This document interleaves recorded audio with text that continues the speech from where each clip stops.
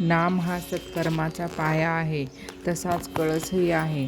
भगवंताच्या नामस्मरणात केलेले कर्मच सत्कर्म या पत्रात पडू शकते.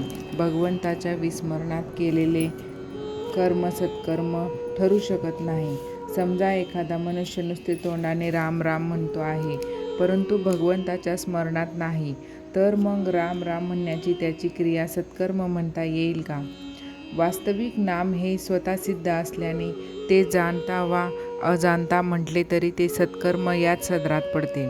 कारण जेथे माझे नाम तेथे मी पुरुषोत्तम असे भगवंताचेच वचन आहे. म्हणून नामाचा उच्चार आणि भगवंत या दोन गोष्टी निराळ्या असूच शकत नाहीत.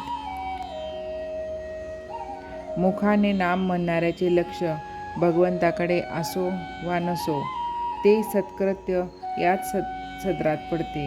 इतर कर्मे आणि नाम घेण्याचे कर्म यात जो मोठा फरक आहे, तो हाच की इतर कर्मांना पूर्णत्व आणि सत्यत्व नामाने येते, तर उलटपक्षी नाम आणि अपूर्णत्व या गोष्टी एकत्र संभवतच नाहीत. म्हणून नाम भगवंताच्या स्मरणात घेतले किंवा कसे घेतले हा प्रश्नच उद्भवत नाही. किंबहुना नाममुखी आले की सत्कर्म होऊच लागतात. मूल झाले की मुलाच्या आईला पुन्हा पाना फुटणे, मुलाचे लाड करणे, त्याच्यावर सर्वतोपरीने प्रेम करणे या गोष्टी जशा न शिकवता सहज होतात, तशी स्थिती नाम घेणाऱ्यांची सत्कर्माच्या बाबतीत होते. इतकेच नव्हे तर त्या आईला जर म्हटले की तू मुलाला जवळ ठेव, पण त्याच्यावर प्रेम वगैरे करू नकोस, तर ते जसे तिला शक्य नाही, त्याचप्रमाणे नाम घेणाऱ्याला सत्कर्मे टाळू नको म्हटले तर सत्कर्मे फळाला आली असे केव्हा म्हणता येईल? तर भगवंताचे नाममुखी येईल तेव्हाच.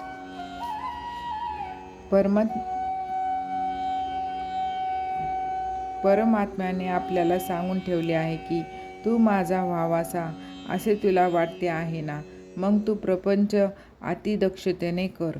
प्रयत्नाला कधी मागे पाहू नकोस, पण फळ देणारा मी आहे ही भावना ठेवून तू वाग. जी परिस्थिती येईल त्यात समाधान बिघडू देऊ नकोस. आणि मी जे सांगतो ते औषध घे, ते तुला सर्व रोगातून मुक्त करतील. आणि ते औषध जर कोणते असेल तर ते माझे नाम होय. त्या नामाचा खरोखर तुम्ही अभ्यास करा. तुम्ही सर्वांनी असा निश्चय करा की नामाशिवाय जगणे हे खरे नाही. नामाशिवाय जगू नये असे मला खरोखर मनापासून वाटते.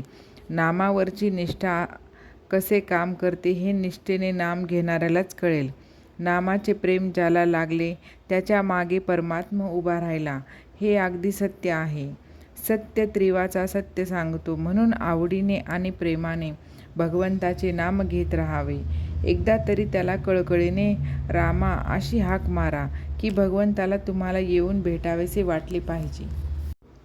निव्वळ प्रपंचातच गुरफटून न जाता विषय बेताने भोगेल.